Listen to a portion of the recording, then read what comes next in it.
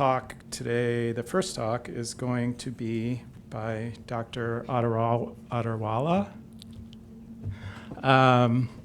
on TSH is the most reliable measure of thyroid function, something we've all been probably taught and practicing, I think. Thank you, Dr. Freed. Okay, so my medical Mythbusters is on the statement, TSH is the most reliable measure of thyroid function. So is this true or is this a myth? So just a little bit about the history of the thyroid assays. This is the timeline. It's been around since, 1950s. Initially started off as a radioimmunoassay, wasn't really used obviously in humans, and then they started using isotopes, and then the more modern assays are non-isotopic tests, so very commonly used. We talk about why is TSH the most commonly used test to assess thyroid function. Well, it's highly sensitive, and any minor changes in the thyroid hormones themselves, T3, T4, will cause changes in the TSH level. The relationship between TSH and free T4 has been described as log linear, meaning that small changes in the free T4 can result in either in very large changes in TSH. So, you could believe that we could use TSH values as an early detector of thyroid dysfunction. In most cases, a normal TSH level will effectively rule out significant thyroid dysfunction, so you'd reduce the need for additional testing. And it's a very cheap test. Without insurance, the average cost of a TSH assay in the United States is somewhere between $40 to $75. So why is this important? Well, thyroid disease affects approximately 10% of the US population, mostly managed in the outpatient setting, and these tests generate about 60% of endocrine lab tests.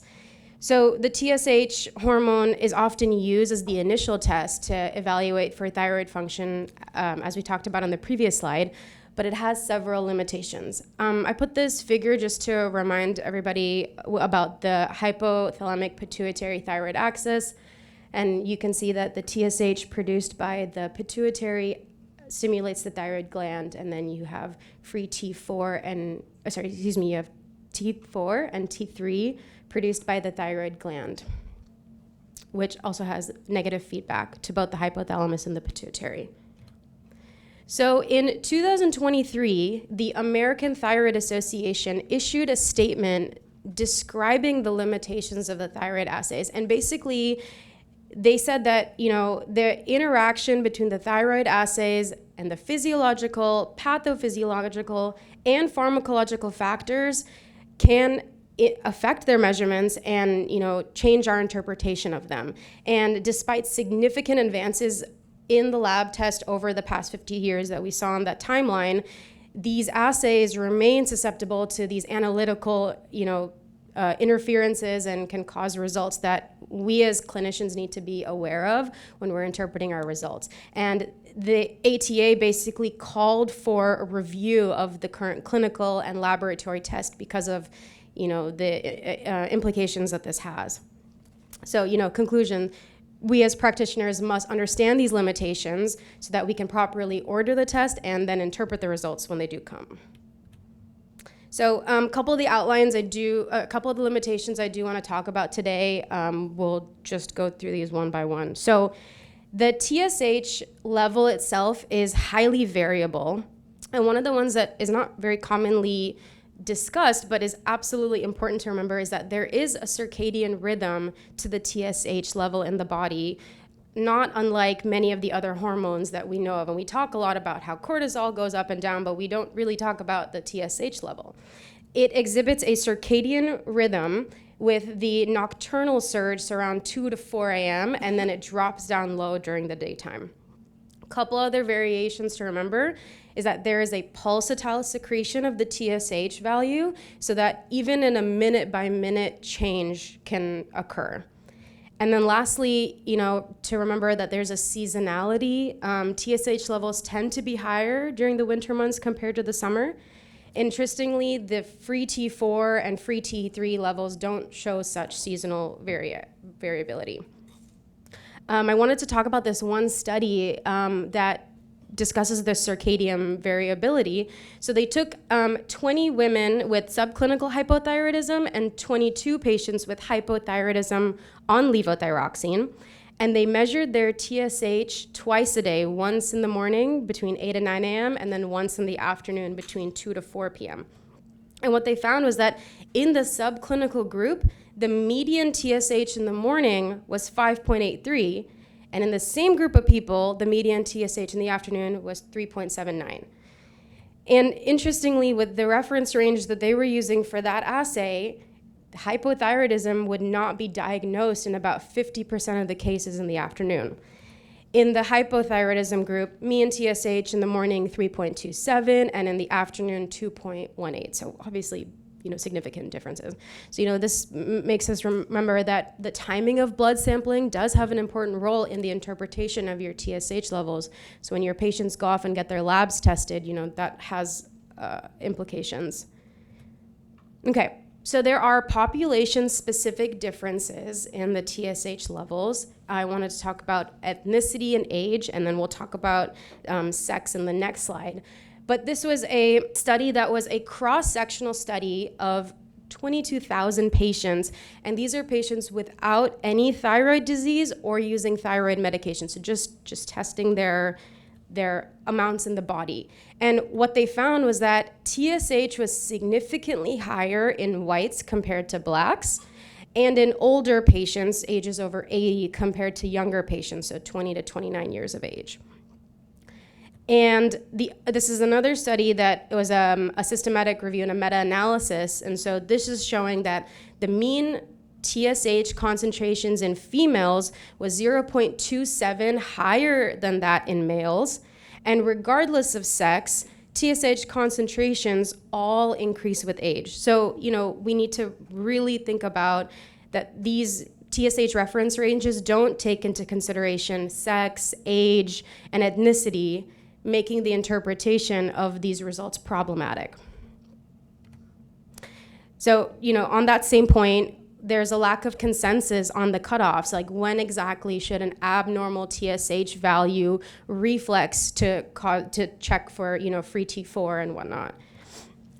This study basically looked at patients, so 120,000 patients, that had their TSH and their free T4 measured at the same time.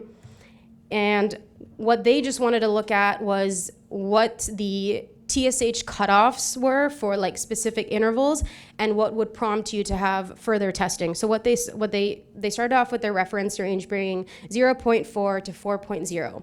And they said that if you extend that out, so 0.3 to 5.0, how many of those people would then be reflexed checking your thyroid hormones? And then if you extended it out even more, 0.2 to 6.0. And what they found was, obviously, when you increase your intervals, the amount of your thyroid hormones that are reflexively tested goes down. But interestingly, there's very minimal effect on case finding. So the people who their thyroid hormones would not have normally been checked, they did check them, and it didn't make a huge difference as to saying, oh, you are diagnosed with hypothyroidism, you are diagnosed with hyperthyroidism. So they're seeing that the range is increased, the amount of testing goes down, saving money and time, without there being missed opportunities for diagnoses. Couple conditions that are super important to remember when you're interpreting the results. So, we've all had this in the hospital. Patient comes in, septic, altered, you check a TSH just to make sure, and that number comes back, and then you're like, it's slightly elevated. I don't really know what to do with that information. Keeping in mind that anytime you have an acute illness or stress that's not at all related to the thyroid, that can alter your TSH levels. And in euthyroid 6 syndrome, you can have a normal or slightly elevated TSH levels, and it's hard to interpret because the acute illness is affecting those levels. So, this would be a situation in which let them resolve from whatever it is they're suffering from, and then recheck before you decide to go ahead and treat or not treat. Another one to keep in mind is central hypothyroidism. So this is going to be the patient. The problem is not in the thyroid gland. It's hypothalamus or the pituitary. You would have low TSH values, but then you'd also have low thyroid hormone. So keeping that in mind. And then the last one, I know this is not our patient population, but it's important, especially when you see your patients in clinic. Non-pregnancy laboratory reference ranges for TSH do not apply to the pregnant women. So you have to remember, it's based on the trimester, and the values will actually increase because they need a higher amount safely. But there are also many changes in pregnancy that affect not only the thyroid levels, the TSH levels, but the assays themselves. So in pregnancy, you'll have an increase of the HCG, which will increase your T4 and decrease your TSH. The increase in estrogen will lead to an increase in the thyroxine binding globulin, which will then increase your T4 and T3. So, that will also affect the assay itself for free T4, the increase in the thyroxine binding globulin interferes with the immunoassay for free T4. So in these patients, TSH is the most sensitive indicator of thyroid status. This one is super, super common and really important to instruct our patients because they believe that, supplements, it's not going to really mess anything up related to my medications, but definitely be reminding them. And if you get a very spurious TSH value, just double check that this is not something that they're taking. So biotin. This study looked at 13 patients. It was a prospective study. They gave them biotin for 8 days, and they collected blood 3 times on the first day and the 8th day. So they did a baseline, gave them the biotin 2 hours, and then 5 hours after they took it. And what they found was that a daily dose of 10 milligrams was actually shown to interfere with the assays for TSH, free T4, total T3, and thyroglobulin. And this can be particularly problematic in patients who you're using these values to do levothyroxine dose adjustments, or in patients who are thyroid cancer, that you're monitoring their thyroglobulin levels, and it could be affected, and it will cause you to go down a different pathway in terms of your care for them. One of the last interference with the assay I wanted to talk about was antibodies, and this can be both heterophile antibodies as well as the thyroid autoantibodies. So what we've seen is that it can happen in 2 ways. If the antibody cross-links the capture and the detection and basically pulls them together, you're going to have a positive interference, which will have falsely elevated TSH levels. And the opposite can happen if the antibodies block the TSH binding, so doesn't allow them to attach to each other. You could have negative interference leading to falsely low TSH levels.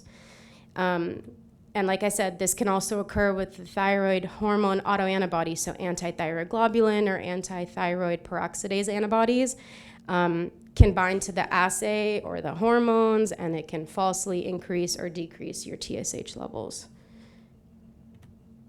Okay, so let's challenge the dogma. This article, this is a systemic review and meta-analysis. And basically the question that they asked was, are the thyroid hormones, so free T4, total T3, free T3, versus TSH, which provides the better guide to the range of clinical features that's associated with thyroid status? And the 8 features that they chose to study, so cardiac things like we know of, AFib, bone health, osteoporosis, cancer, dementia, frailty, mortality, metabolic syndrome, including obesity, and then pregnancy outcomes. And what they were asking was, if the clinical features that we talked about, if they're associated better with the TSH levels, then currently what we're doing, the rationale for thyroid function and testings, we're supporting that. But if those clinical features are better associated with the thyroid hormone levels, then all these classifications and practices warrant review. So it was a systematic search. They ended up with 58 studies that addressed this question. And these were patients who were completely euthyroid, there were some with subclinical, and there were patients with overt thyroid dysfunction, so pretty well balanced. And each test in the study was marked as either significant or non-significant, and significant meaning that there was an association with one of those like clinical parameters. What do they find? They actually found that thyroid hormone levels were more strongly associated with the clinical parameters than TSH. And TSH was less frequently linked to the clinical outcomes. And the depiction of that is here. Specifically in the 58 studies, they analyzed nearly 2,000 associations. And so the free T4 was significantly associated with the clinical parameters in 50% of the analyses. The total T3 and free T3, they sort of combined them. And that number was still higher than TSH after a sensitivity analysis dropped to 13%, but the TSH only was associated in 23%. So this difference, highly statistically significant for both free T4 and the total T3, free T3 combo versus TSH. The other graphs that they included was that as they had more subjects analyzed, that association did not go down or kind of like, become diluted or anything. And interestingly, the clinical feature that they studied did not have any significant role in the association. It's a little hard to see, but the free T4 is the orange, and the free T3 and total T3 is the green, versus the TSH is the blue. So you can see all of them have blue at the bottom, and the orange and the green are the top ones. Okay. So, takeaways from this study: free T4 and total T3, free T3 have comparable associations, but the free T4 is more robust. And basically, our current clinical practice based on TSH needs reevaluation. And the reason that they talked about this a lot in this article is right now we consider subclinical thyroid to be more significant than if somebody were to just have normal TSH and an increase or a decrease in their thyroid hormones. And the reason that's thought to the subclinical, either hypo or hyper, is thought to be more significant is because we're basing all of our metrics on thyroid function based off the TSH. But this paper suggests that that needs to be reevaluated. Okay, so summary points for why TSH is not the most reliable measure of thyroid function. As we talked about, TSH levels have circadian rhythm. There's a nocturnal surge and a daytime drop, so based on when your patients are going to get their lab values collected. There is variability between ethnicity, sex, and age groups, making it more difficult to have consensus for reference ranges. Many conditions are requiring special consideration for interpreting a TSH value. Biotin highly affects all those assays. Antibodies and autoantibodies can interfere with the assay, and this meta-analysis that studied up until 2019 has shown that thyroid hormone levels were more strongly associated with clinical parameters than TSH. And these are my references.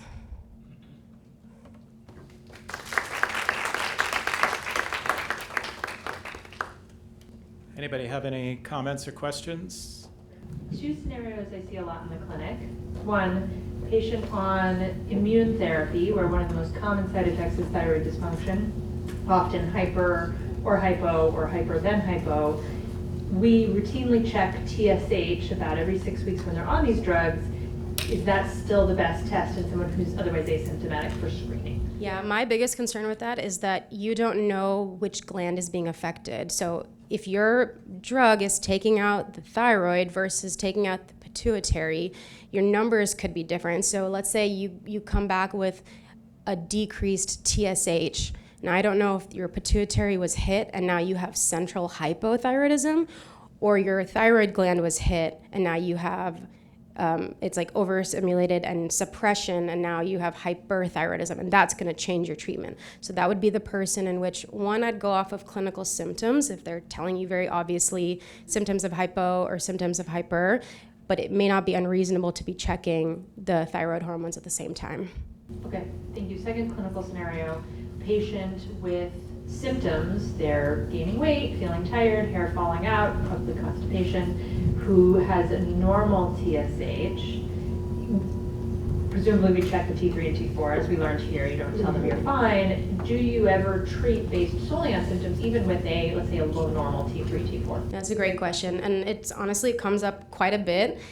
And as we've talked about, so obviously you're going to be ruling out the other reasons for why somebody's going to be feeling fatigue, why are they going to have hair loss. There's like so many different metabolic, associations with all of that. And then you want to base it off of your patient. Now, if you have somebody who's kind of in the older population, there's a higher risk with treating what we call like subclinical thyroid or, just symptomatically, because you run the risk of cardiovascular risk is higher, your bone density is another, concern. So, but if you have like a very young, otherwise like healthy and just wants to feel better, that is something you can discuss, like shared decision making. And another thing that's discussed is like, treat the patient. If they feel better, it might lead you to think that maybe it's more related to that. And if it's not, well, you can just stop it and go down another path. So Thank you. Thanks, Dr. Penn. The only thing I would say is I think it's probably one of the only, maybe the only disease in endocrinology where you're measuring the function by indirectly with the TSH. It's really the T4 and really the T3 that's the active hormone. We don't do that with ACTH and cortisol. We don't follow ACTH levels for somebody who's on hydrocortisone replacement therapy or whatever. So it's kind of strange, and I don't know, I understand the rationale of using it, but it seems to me that it's certainly not the best measure of thyroid function, right? In fact, it may not have anything to do with thyroid function. It may just be pituitary. So that's my personal feeling, but I don't know.